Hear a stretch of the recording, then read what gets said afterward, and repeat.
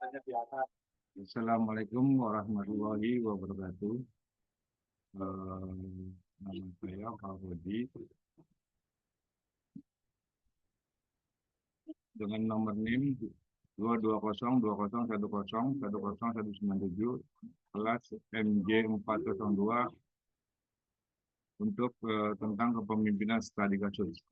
Arti pentingnya penilaian kinerja bagi perusahaan dan karyawan.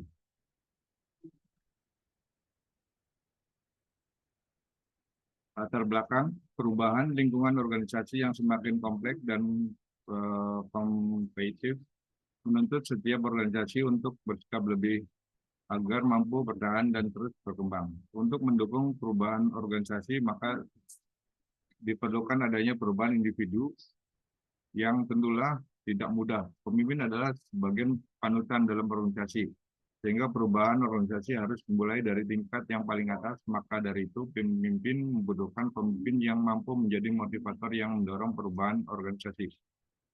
Seperti yang dikatakan oleh penulis buku terkenal, Kenneth Blanchard, bahwa kepemimpinan dimulai dari hati dan keluar untuk melayani mereka yang dipimpinnya. Perubahan karakter adalah segala-galanya bagi pemimpin sejati. Tanpa perubahan dari dalam, tanpa kedamaian diri, tanpa kerendahan hati, tanpa adanya integritas yang kokoh, seorang tidak akan menjadi pemimpin. Untuk lebih jelasnya dapat didefinisikan bahwa pemimpin adalah seorang yang mendapatkan amanah serta memiliki sifat, sikap, dan gaya yang baik untuk mengatur dan mengurus orang lain. Kepemimpinan meliputi proses mempengaruhi dalam menentukan tujuan organisasi, memotivasi perilaku pengikut untuk mencapai tujuan, mempengaruhi untuk memperbaiki kelompoknya. Upaya membangun keefektifan pemimpin terletak semata pada pembekalan dimensi keterampilan teknis dan keterampilan konseptual. Adapun keterampilan personal menjadi terpinggirkan. Padahal sejatinya efektivitas kegiatan manajerial dan pengaruh pada kinerja organisasi sangat tergantung pada peran pemimpin untuk menggunakan keterampilan personalnya.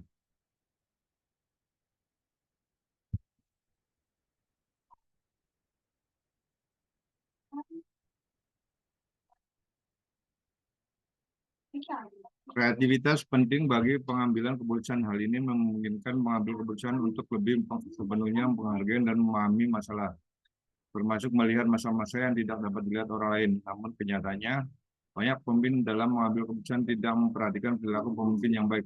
Ada beberapa hal yang perlu diberikan agar kepemimpinan dapat berperan dengan baik, antara lain yang menjadi dasar utama dalam aktivitas pemimpinan bukanlah pengangkatan atau penunjukannya, melainkan penerimaan orang lain.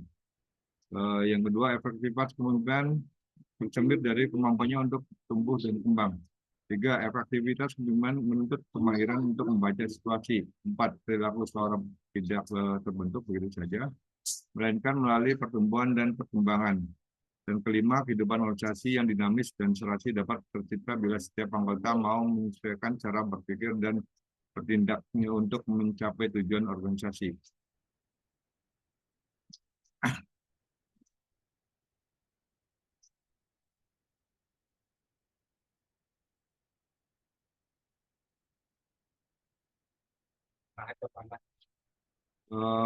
Pengertian pemimpin dan penting penilaian kinerja pimpinan adalah jantung dari organisasi. Pemimpin adalah individu yang memiliki pengaruh signifikasi terhadap kelompok atau organisasi. Maka berperan sebagai pemandu, motivator, dan pengambil keputusan. Pemimpin yang efektif mampu menginspirasi, motivasi, dan mengarahkan anggota tim untuk mencapai tujuan bersama. Peran pemimpin. 1. Membuat visi, menentukan arah dan tujuan organisasi. 2. Membangun tim, membentuk dan mengembangkan tim yang solid. Mengambil keputusan, membuat keputusan yang strategis dan tepat waktu. Memotivasi, menginspirasi, dan memotivasi orang tim, anggota tim. Menyelesaikan masalah, mengatasi tantangan dan hambatan yang dihadapi organisasi. Pentingnya pemimpin memberikan penilaian kinerja bagi perusahaan dan karyawan. Penilaian kinerja adalah proses sistematik untuk mengevaluasi kinerja karyawan terhadap standar yang telah ditetapkan. Kegiatan ini memiliki peran yang sangat krusial bagi baik perusahaan maupun karyawan. bagi perusahaan menjadi dasar untuk promosi, kenaikan gaji, dan keputusan hubungan kerja. Mengidentifikasi area yang perlu diperbaiki dan merencanakan program pengembangan, mengukur efektivitas program pelatihan dan pengembangan, memastikan tujuan individu selaras dengan tujuan organisasi, mengidentifikasi calon pemimpin masa depan. Untuk bagi karyawan, pengembangan diri mendapatkan umpan balik untuk meningkatkan kinerja, motivasi merasa dihargai dan termotivasi untuk mencapai tujuan, klarifikasi peran, memahami ekspektasi perusahaan terhadap kinerja mereka, perencanaan karir, menyusun rencana pengembangan karir yang lebih baik. Kaitan antara pemimpin dan penilaian kinerja. Pemimpin memiliki peran yang sangat penting dalam proses penilaian kinerja. Mereka bersama dengan tim, pemimpin menetapkan standar kinerja yang jelas dan terukur. Pemimpin memberikan umpan balik yang konstruktif kepada karyawan berdasarkan hasil penilaian. Pemimpin menggunakan hasil penilaian untuk mengambil keputusan terkait pengembangan karir, kompetensi, dan lain-lain. Pemimpin menciptakan lingkungan kerja yang mendukung kinerja tinggi dan memberikan pengarahan atas prestasi. Singkatnya, pemimpin kinerja adalah alat penting bagi pemimpin untuk mengembangkan timnya, meningkatkan kinerja organisasi, dan membangun budaya yang positif. Untuk metode penilaian kinerja, panduan lengkap. Penilaian kinerja adalah proses sistematik untuk mengevaluasi kinerja karyawan terhadap standar yang telah ditetapkan. Tujuannya adalah untuk memberikan umpan balik, mengidentifikasi area yang perlu ditingkatkan, dan membuat keputusan terkait pengembangan karir karyawan. Berbagai metode penilaian kinerja yang dapat digunakan masing-masing memiliki kelebihan dan kekurangan. Berikut adalah beberapa metode yang umum digunakan. Skala penilaian rating scale atau scale, metode paling sederhana di mana penilaian memberikan skor pada setiap kriteria kinerja yang telah ditentukan. Kriteria ini bisa berupa kualitas kerja, kuantitas kerja, kerjasama tim, dan lain-lain. Untuk kelebihannya mudah digunakan dan dipahami.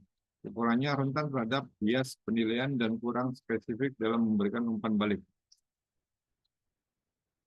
2. Manajemen berdasarkan tujuan, manajemen by object MBO. Metode ini melibatkan penentuan tujuan yang jelas dan terukur bersama antara atasan dan bawahan.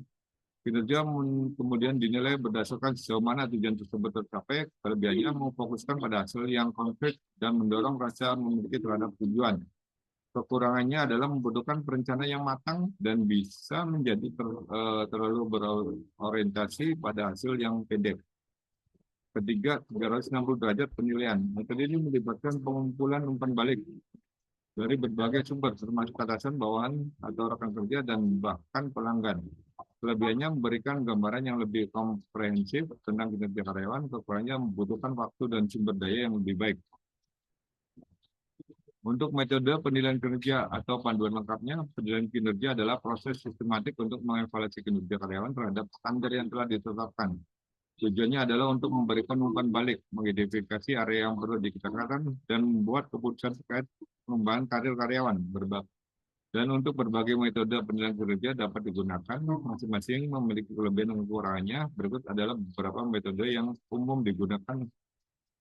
1. Skala penilaian rating scale. Kelebihannya mudah digunakan dan dipahami. Kekurangannya rentan terhadap bias penilaian dan kurang spesifik dalam memberikan umpan balik. Yang kedua, manajemen berdasarkan tujuan, manajemen atau objek atau MBO. Kelebihannya memfokuskan pada hasil yang konkret dan mendorong rasa memiliki terhadap tujuan. Kekurangannya adalah membutuhkan perencanaan yang matang dan bisa menjadi terlalu berorientasi pada hasil jangka pendek. Untuk nomor 3, 360 derajat penilaian. Kelebihannya memberikan gambaran yang lebih komprehensif terhadap kinerja karyawan. Kekurangannya adalah membutuhkan waktu dan sumber daya yang lebih baik. Yang keempat, Behaviorally Unfounding Rating Scale atau BARS. Kelebihannya adalah lebih objektif dan spesifik dibandingkan skala penilaian biasa. Kekurangannya adalah membutuhkan waktu dan sumber daya yang cukup untuk mengembangkan skala BARS. Untuk nomor kelima adalah pusat penilaian atau assessment center. Kelebihannya adalah sangat berguna untuk mengidentifikasi potensi kepemimpin dan mengukur keterampilan yang sulit diukur dengan metode lain. Kekurangannya mahal dan memakan waktu. Untuk nomor keenam, metode insight atau practice. Kelebihannya adalah memberikan gambaran jelas tentang kekuatan dan kelemahan karyawan. Kurangnya adalah rentan terhadap bias mengingat dan mungkin tidak mewakili seluruh kinerja karyawan. Untuk faktor-faktor yang perlu dipertimbangkan dalam memiliki metode tujuan penilaian, apakah untuk pengembang karir, pengambil keputusan komprehensif atau tujuan lain, ukuran perusahaan besar mungkin membutuhkan metode yang lebih kompleks dan sistematik. Sumber daya, waktu, biaya, dan sumber daya manusia yang tersedia, budaya perusahaan, metode yang dipilih harus sesuai dengan budaya perusahaan. Dan untuk kesimpulannya adalah pemimpin dan penilaian kinerja adalah dua hal yang saling terkait dan berperan penting dalam kesuksesan organisasi. Pimpinan yang efektif dapat memanfaatkan penilaian kinerja untuk mengembangkan kinerja, meningkatkan kerja organisasi, dan membangun budaya kerja yang positif. Manfaat bagi perusahaan, pengambilan keputusan yang lebih baik atau promosi, gaji, dan lain-lain, meningkatkan kinerja organisasi secara keseluruhan, evaluasi program pelatihan dan pengembangan karyawan. Manfaat bagi karyawan adalah pengembangan diri melalui umpan balik yang konstruktif, peningkatan motivasi dan rasa dihargai atas pencapaian, klarifikasi peran dan ekspektasi perusahaan. Dan penutup, pemimpin adalah sosok sentral dalam sebuah organisasi yang memiliki pengaruh besar terhadap kinerja dan arah perusahaan.